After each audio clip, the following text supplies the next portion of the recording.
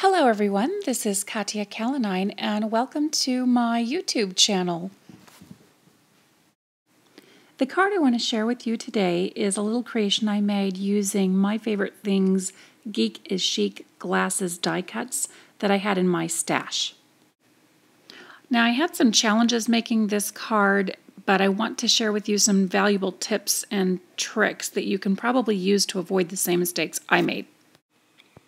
The stamps I'm going to be using are from Simon Says stamp called Hello You and the Big U. So the sentiment I'm going to be using is called Make Me Smile Big, and I'm going to combine that with the other stamp set called Big U, and I'm going to be using that particular U stamp right there.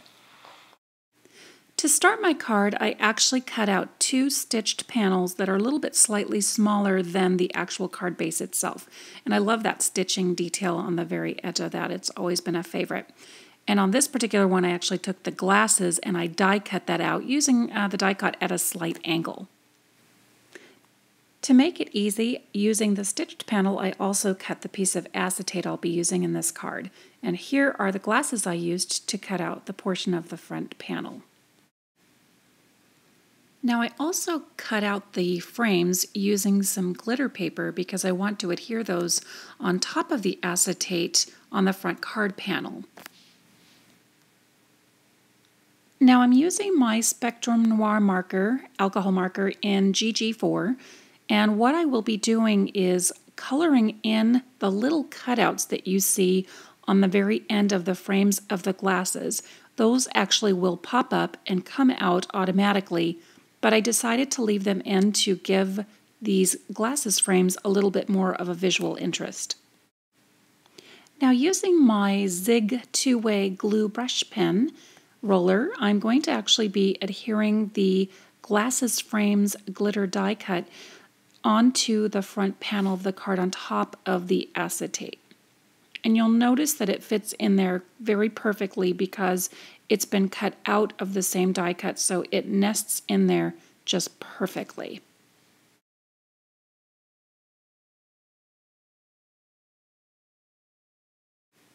Now you can't really see it, but I'm actually using Versafine Onyx black ink to stamp the U down onto the front card panel. Underneath, slightly off-centered to the glasses frame I have there. And I'm grabbing some clear embossing powder that I've had, and I don't really know what brand it is because I've had it for years, and sprinkling it on there so that I can actually heat set it with my heat gun. Now, one of the lessons I have learned from some expert card makers and crafters on YouTube is to let your heat gun warm up really well before you bring it to the paper to melt your embossing powder so that you prevent a lot of warping that you would otherwise normally get.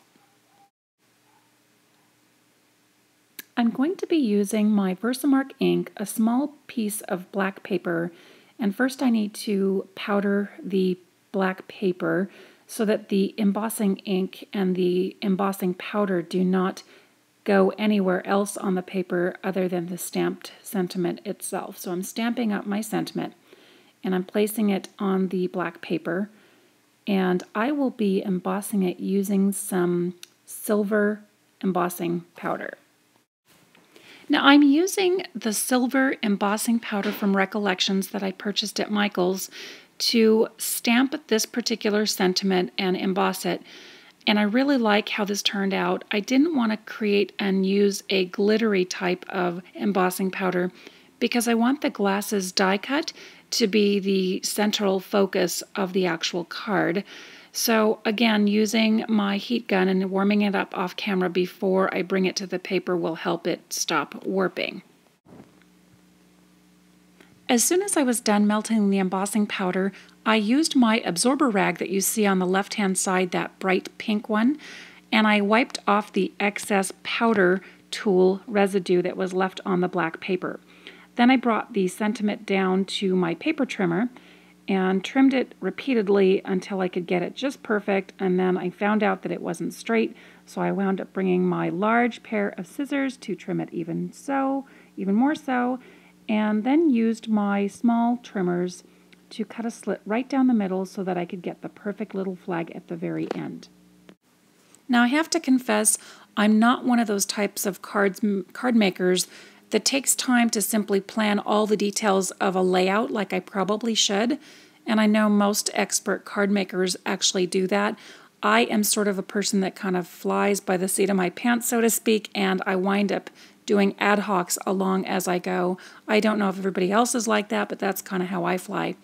I think it would be better if I did take some more time to kind of plan the final details of a layout, though, to get better results sometimes. So here I am putting a little smiley face underneath the glasses frames because it is a smile, you make me smile sentiment underneath, and I wanted it to tie into that sentiment.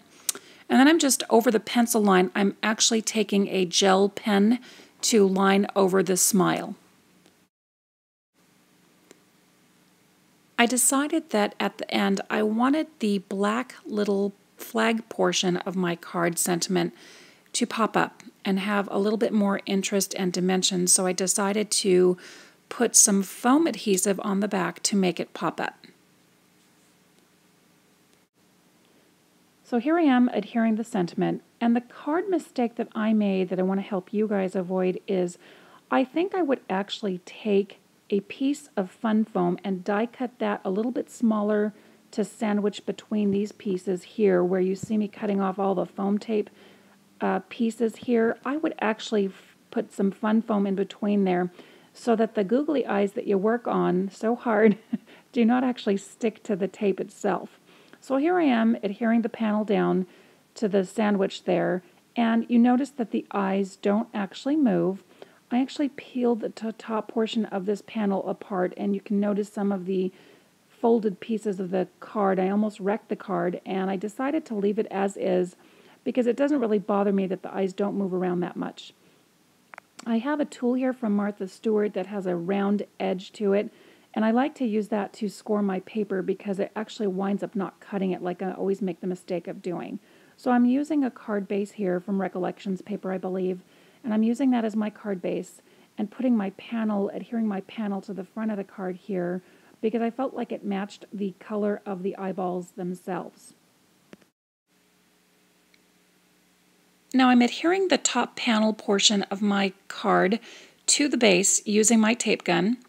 And I should let you know that off camera, and I didn't film this, I made the googly eyes just using some small circle cutouts and adhering the googly eyes directly on top of those, and then I also used some glossy accents to sort of bring them to life, so to speak.